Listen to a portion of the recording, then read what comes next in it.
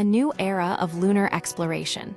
Artemis II astronauts returned safely to Earth. The Artemis II mission has officially concluded, marking a historic milestone in human spaceflight. On the evening of April 10, the four-person crew of the Orion capsule, Integrity, successfully splashed down off the coast of San Diego, completing a mission that pushed the boundaries of distance, diversity, and deep space technology. Breaking records and barriers launched on April 1, Artemis II was far more than a routine flight. It was a mission defined by firsts.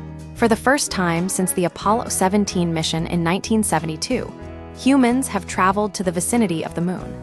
This mission also fundamentally changed the demographic landscape of space exploration. Victor Glover became the first person of color to leave Earth's orbit. Christina Koch became the first woman to do so.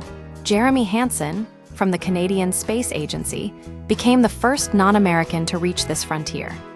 Beyond social milestones, the mission set a new record for human distance from Earth.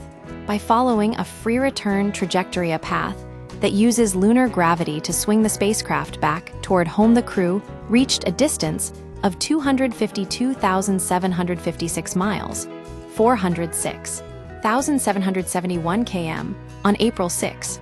This surpassed the previous record held by the Apollo 13 crew, who reached 248,655 miles during their unplanned emergency loop in 1970. Science from the lunar perspective. While much of the mission served as a shakeout cruise to test the Space Launch System, SLS, rocket, and the Orion capsule, the crew acted as vital scientific observers. Unlike the Apollo missions, which focused on low lunar orbits for landings, Artemis II took a wider, more distant view. The astronauts utilized their human vision to study lunar features that robotic sensors might miss. Key highlights included the Oriental Basin. Often called the Grand Canyon of the Moon, this massive crater was observed in sunlight for the first time by human eyes. The Terminator. Astronaut Victor Glover provided vivid descriptions of the Terminator, the line dividing day and night on the Moon, noting the striking contrast of light and shadow. A lunar solar eclipse.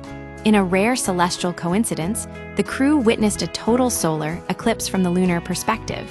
Because they were so much closer to the Moon, the eclipse lasted an incredible 54 minutes, allowing for unprecedented observations of the sun's corona.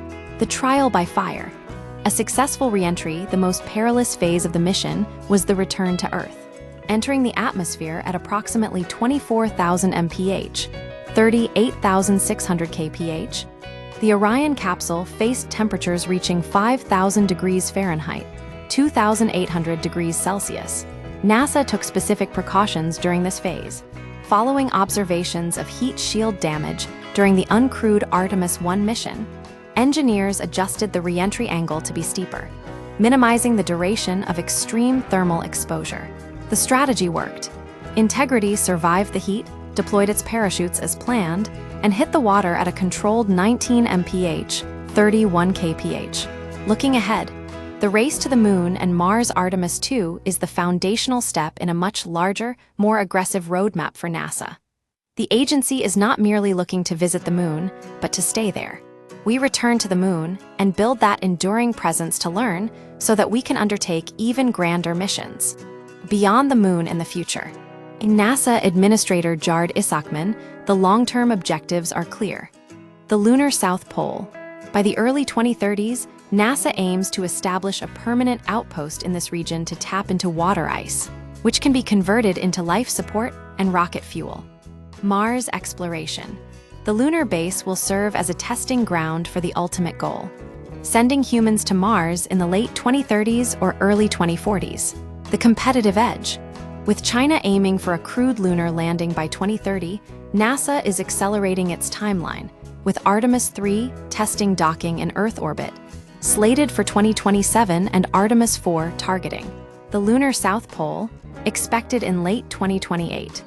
Conclusion. The successful splashdown of Artemis II proves that humanity is once again capable of deep space travel. By validating the hardware and the crew's ability to operate far from Earth, NASA has cleared the path for a permanent human presence on the Moon and, eventually, the Red Planet.